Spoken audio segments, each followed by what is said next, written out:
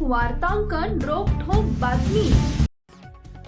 आजच्या डिजिटल युगात मोबाईलचं वेड लहान मुलांच्या जीवावर कशा प्रकारे बेतू शकतं याचा एक भयानक प्रत्यय सोलापूर जिल्ह्यातील मोहोळ तालुक्यात आला आहे। मोबाईल वापरण्यास दिला नाही या क्षुल्लक कारणावरून एका 13 वर्षाच्या मुलानं राहत्या घरी साडीनं गळफास घेऊन आत्महत्या केली। या घटनेमुळे संपूर्ण पैनूर परिसरात मोठी खळबळ उडाली असून हळहळ व्यक्त केली जात आहे। मिळालेल्या माहितीनुसार यशराज धर्मराज डोके वय वर्ष 13 असं आत्महत्या केलेल्या मुलाचं नाव आहे। यशराज हा पैनूर येथील रहिवासी होता। तो घरी मोबाईल वापरण्यासाठी हट्ट करत होता, मात्र घरातील मोठ्या माणसांनी त्याला मोबाईल वापरण्यास मज्जाव केला। या गोष्टीचा राग मनात धरून यशराजनं घरातील कोणाचंही लक्ष नसताना साडीच्या साह्यानं गळफास लावून घेतला।